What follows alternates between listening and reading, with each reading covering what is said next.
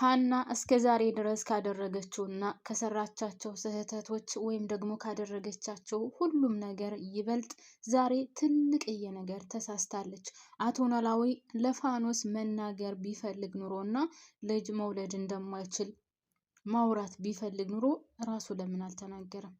እኔ ግራ ገብቶኛል። ሀና ከአባቷ ፍቃድ ውጪ እንዴት ሂዳ ትናገራለች? እሱ መናገር ካልፈለገስ? እሱ ይህንን ነገር ማውራት ካልፈለገ እንዴት ነው ሂዳ የምትናገረው? አሁን ከአቶ ኖላዊ ጋር ያላት ግንኙነትስ በምን ሁኔታ ይቀጥላል? ምን ቤት ናት ሲጀመር ሀና ሂዳ የምትናገረው? ቆይ ፈጣሪ ብሎትስ ምናልባት መውለድ ቢችልስ? ፈጣሪ እኮ ሁሉን ነገር ታሪክ ቀያሪ ነው አይደል? ቤተሰብ እንዴት እንደዚህ ትናገራለች? እሱ ሀና ሳትስተካከል ሀና የሆነ ነገር ሳትደርስ አላገባም ብሎ በተቀመጠ ሂዳ አባዬ እኮ ልጅ መውለድ አይችልም ብላ እንዴት ትናገራለች? ሰው እንዴት የአባቱን ህይወት ይበጣብጣል? እናንተ እኔ እንደ ዛሬ አናዳኝ አታውቅም። የእውነት ቤተሰብ መቼም እንደኔ ጨጓራችሁ ተቃጥሎ ይሆናል ብዬ አስባለሁ። ሰላም የኔ ምርጦች እንዴት ናችሁልኝ? ሰላም ናችሁ? በያላችሁበት ሰላማችሁ ብዝዝት ትረፍረፍ ይበልልኝ። የተለመደውን እኔን ማበረታታችሁን ቀጥሉበት። ቤተሰቦች ከጎን ይሁኑልኝ እባካችሁን። ላይክ እና ሼር ሰብስክራይብ ማድረጋችሁን አትርሱ። ስለምታበረታቱኝ ነው የምሰራውና ሀና በጣም አናዳኛለች። ቤተሰብ ዛሬ እርግጠኛ ነኝ እናንተም ተናዳችሁ ይሆናል ብዬ አስባለሁ። ሰው እንዴት እንደዚህ ይወርዳል? ምን አገባት? ሲቀጥል ምን አገባት? አቶ ኖላዊ ትልቅ ሰው ነው። መናገር ከፈለገ ይህንን ነገር እራሱ በአንደበቱ ለምን አይነግራትም ነበር? ቆይ ግን ምን አስባ ነው ሀና? ምን ቤት ናት? ይህንን ነገር ለሷ መናገር ስትፈልግ ለአቶ ኖላዊ ነግረዋለች? አማክረዋለች እንዴ? ቆይ ሰው ግን ምን ሆኖ በሰው ህይወት የሚገባው? ጌታ የፈለገ ልጁ ብትሆን ራሱ እሱ ዋናው የታሪኩ ባለቤት ራሱ እያለ እንዴት የራሷ ትናገራለች? አባዬ ልጅ አይወልድም፣ ስለዚህ ከሱ ራቂ እንደማለት እኮ ነው። ፋኖስ ደግሞ ይህንን ነገር ስትሰማ ጨርቋን ጥላ ማብን የቀራት ሲያንሳት ነው፣ ቤተሰብ ሲያንሳት ነው። ምክንያቱም ራሷ አቶ ኖላዊ መናገር ካልፈለገ ለእሷ መንገር ካልፈለገ ዝም ካለ እንዴት እሷ ትሄዳ ትነግራታለች? ራሱ አቶ ኖላዊ ሳይነግራት አስባችሁታል? እሱ እንኳን ቢነግራት ልጅ መውለድ እንደማይችል እሱ ቢነግራት እኮ ኦኬ በቀላሉ ልታልፈው ትችላለች። አሁንም ይመስላት እንግዲህ ፋኖስ እሱ ደብቆ ካገባት በኋላ ልጅ እንደማይወልድ ሲያቅ ወይም ስታቅ ዝም ማለት በቃ እንደማትፈታው ምናምን ላይክ በቃ እንደዋሻት ማለት ነው፣ እንዳጭበረበራት ነው የምትቆጥረው። አሁን ደግሞ ማንኛውም ሴትም ሆነ ወንድ እንደዚህ አይነት ነገር ሲገጥመው ልክ እንዳጭበረበረ ነው የሚቆጠረው። ይሄ ሰውዬ ስለሱ ማንነት ብዙ አላስረዳትም። ስለሱ ምንነት ስላሳለፈው ህይወት ብዙ አላወሩበትም። እሷ ስለ ቤተሰቦቿ ሀብላ ከመጀመሪያ ጀምሮ ነግረዋለች። ያሳለፈችውን ህይወት የቤተሰቦቿን ምናምን ብቻ እየቀራት ነገር የለም። ደም እንባ እያለቀሰች ነው ለአቶ ኖላዊ እየነገረችው። አሁን ይህንን ነገር ደብቆ አገባሻለሁ እያለ እሷ ጋር ማደሩ፣ እሷ ጋር መሄዱ፣ ከሱ ቤት እየመጣች አብሮ ማደራቸው ምናምን ምን ትሉታላችሁ? እሱ ሳይነግራት ይሄ ሁሉ እየሆነ እሱ ምንም አይነት ፍንጭ ሳያወጣ ሀና ሂዳ መናገሯስ ምን ይከሰታል በዚህ ድራማ ላይ? በነገራችን ላይ ድራማው በጣም እያስጠላ ነው። ጌታን ነው የምላችሁ ቤተሰብ። ወይ አሳምረው ታሪኩን በስነ ስርዓት አይሰሩት፣ ወይ ደግሞ ዝም ብለው እያመጡ ይጨምራሉ፣ ሰውን እያመጡ ይጨምራሉ። ምንም ፋይዳ አጥቷን ድራማው በነገራችን ላይ ምንም በቃ በጣም የሚደብር እየሆነ ነው የመጣው። ያው እኛ ከመጀመሪያ ጀምረን እየተከታተለን የነበር ነው እንከታተለዋለን እንጂ ቤተሰብ ታሪኩን መጀመሪያ አካባቢ እስከ ግማሽ ድረስ አሳምረውት ጥሩ አድርገው ይዘው መጥተው፣ አሁን ግን ይዘቱን ሁሉ ቅይርር አድርገውት የሆነ እቃቃ ጨዋታ ነው ያደረጉት። ታውቃላችሁ ቤተሰብ እቃቃ ጨዋታ። አቶ ኖላዊ ራሱ አሁን በባለፈው በክፍል 148 ላይ ሀና ቅዱስ ስልኩ የኤልያስን ስልክ ከሷ ተቀብሎ ለጽዮን እንደሰጣት ምናምን መጀመሪያ አካባቢ አውቃለች፣ ተናግራ ነበር። ለምናሴም እየነገረችው ነበር። ከዛ መጨረሻ ላይ ደግሞ ምን አደረጉ?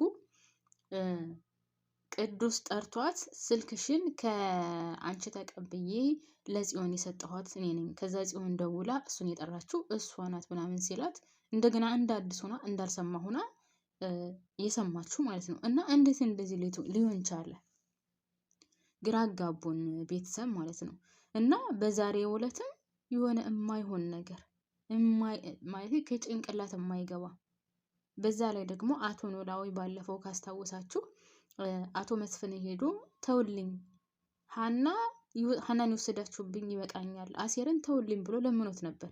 ዛሬ ደግሞ ምን አለ? መናገር ያልነበረብኝን ወይም ደግሞ እንደዚህ ማለት ያልነበረብኝን ነው የተናገርኩት እና ይቅርታ አድርግልኝ ሲል ለአቶ መስፍን ነግሮታል። በጣም ነው ነገሩ የሆነ ግራ እያጋባ ያለው አይደል? እኔ አላቅም። እኔ ብቻ ነኝ ግራ የተጋባሁት፣ እናንተም ግራ ገብቷችኋል? ቤተሰብ አይደል ነው የሆነ ምኑንም የማታውቁት ሆኗል። በነገራችን ላይ በዛሬው ላይ ደግሞ ምናሴ ከሚገባው በላይ በጣም ተቀይሮ ነው ያየሁት ማለት ነው። ምናሴ ከምንም በላይ በጣም ተቀይሯል። በአባቱ ዙሪያ ያለው አመለካከት በምናሴ ብቻም ሳይሆን ያየሁት ሰላም እየራሱ በጣም ተቀይራለች። በአቶ መስፍን ዙሪያ ግን ወይዘሮ ሜላትስ ልክ ናት ብላችሁ ታምናላችሁ? በዚህ ደረጃ መጠንከሯና በዚህ ደረጃ ውሳኔዋን አንድ አድርጋ መጥቶ ይቅር ካለኝ ይቅር በለኝ ያለበለዛ ራሴን ዝቅ አላደርግም ብላ እየተቀመጠችበት ውስጥ ጥሩ ነው ብላችሁ ታስባላችሁ? ቤተሰብ እያደረገች ያለችው ነገር መልካም ነው? ልጆቹስ አባትየው ጋር ሄደው እንደዛ የሚጮሁበት ኦኬ። ከዚህ በፊት 11 ዓመት ነው 10 ምናምን ዓመት ትቷቸው ውጭ ቆይቷል። ልጅሽን አንቺን እየጠንቋይ ገብረሽ ነው ምናምን በሚለው ተቀብሎ ኦኬ፣ የዛ ጊዜ ስህተተኛ ነበርኩ ብሏል። አዎ፣ ግን እሷን እቤት ድረስ ሄዶ ጠይቋታል። ግን እንደ ውሻ አድርጋ ነው ያባረረችው። ምን ያድርግ? ቆይ አሁን አቶ መስፍን እዚህ ላይ ስህተተኛ ነው ወይስ ወይዘሮ ሜላት ናት ስህተተኛ? እባክሽን ተረጅኝ፣ ያየሽው ነገር ልክ አይደለም፣ እንዳስረዳሽ ጊዜ ስጭኝ፣ ፍቀጅልኝ እባክሽን እያለ እየለመናት ነበር። እሷ እምቢ ብላ ነው። ምንም ነገር መስማት አልፈልግም፣ የምትለኝን ነገር ላምን አልፈልግም ብላ እምቢ ብላለች። ቆይ መስፍን ምን ማድረግ ነበረበት? ቤተሰብ ንገሩኝ እስኪ። እቤት ድረስ ሄዶ እባክሽን ስሚኝ እባክሽን እያለ ከአንድም 2 ጊዜ ጠይቋታል። ግን ውሻ አድርጋ ነው ያባረረችው። እና አቶ መስፍን ምንድን ነው ማድረግ ያለበት? ቆይ እሷስ በዚህ ደረጃ ጥንክር ብላ ይቅርታ አለማድረጉን ለምንድን ነው? አሁን እኮ አቶ መስፍንን ሁሉም መላክ አድርጎ የሚያየው ያው ጥፋት የድሮ ማጥፋቱ እንዳለ ሆኖ ግን ስህተተኛ ስላልሆነ ነው። በአሁኑ አሁን ሰላምዬም ሆነች ምናሴ ከእናታቸው ጋር ነው የቆሙት። እሷ ከአንተ ውጭ የምታስበው ነገር የለም፣ ስላንተ ነው 24 ሰዓት እያሰበች ያለችው። አንተ ግን ይህንን ነገር ልትረዳት አልቻልክም እያሉት ነው። ምንድን ነው ማድረግ ያለበት አቶ መስፍን? ቤተሰብ የእሷን ይቅርታ ለማግኘት እና እሷ ጋር እንድታረቅ ለማድረግ ምንድን ነው ማድረግ ያለበት? ሄደ እኮ ጠየቃት። ነገር ግን እሷ ልትረዳ አልቻለችም። እንዴት እንዳደረጋት በሰዓቱ ትዕግስት እኮ ያስፈልጋል። እሺ የዛ ጊዜስ በጣም ተናዳበት ነው ይባል። አሁን እኮ ጊዜው እየሄደ ነው። ተደዋውሎ ቁጭ ብሎ ማውራት ይችላሉ። እዚህ ላይ እሱም የተሳሳተው ያየሽው ነገር ነው ብሏታል። ያየሽው ነገር ነው የሆነው። ያየሽው ነገር ልታጎርሰኝ ነበር አለቀ። ከዛ ውጭ ምንም ነገር የለም ለማለት ፈልጎ ነው። ግን በጥሩ ነገር ልትረዳው አልፈለገችም። ምናሴም ቢሆን አሁን አባቱን ያለው ምንድን ነው? አንተ ለሁሉም ሰው መላክ መስለህ ነው የምትታየው። ለእኔ ለሀና ለወይዘሮ አስቴር ምንም ነገር እንዳላደረክ ነው የነገርከን። ለእናቴ ግን እንዳደረግከው ነው የነገርካት። እና ለምንድን ነው እናቴን እንደዚህ በዚህ ደረጃ የምታሰቃያት ምናምን ብሎ እንደውም አባቱ ላይ በጣም ነው የጮኸበት። ታውቃላችሁ ምናሴ እንደዚህ ሲናገር አይቼው አላውቅም ነበረ። ግን ወንድ ልጅ ከእናቱ ጋር ነው የሚቆመው። ቤተሰብ ያው ሰላም ሁላችንም እንደምናውቀው እውነቱን ብቻ ይዛ ነው የምትጓዘው። ወይም ደግሞ እሷ የመሰላትን ከዚህ ጋር ከዛ ጋር መቆም ብሎ ነገር የለም። የመሰላትን ትናገራለች። ከተመቻቸው ካልተመቻቸው የራሳችሁ ጉዳይ ነው የምትለው። ምንም ጣጣ አይሰጣትም ሰላምዬ። እና አሁንም እዚህ ላይ አባቷን ስትናገረው ከበድ ያለ ንግግር ነበር። ታውቃላችሁ ከፈለክ መሄድ ትችላለህ፣ እኛ አዲሳችን አይደለም ነው ያለችው። እና ምን እየጠበክ ነው? ለምን አትሄድም? ሁሉ ነው ያለችው። እና ሰላም የመሰላትን ነው የምትናገረው። ትመቸኛለች ግን ትርጉም ላይ ዜሮ።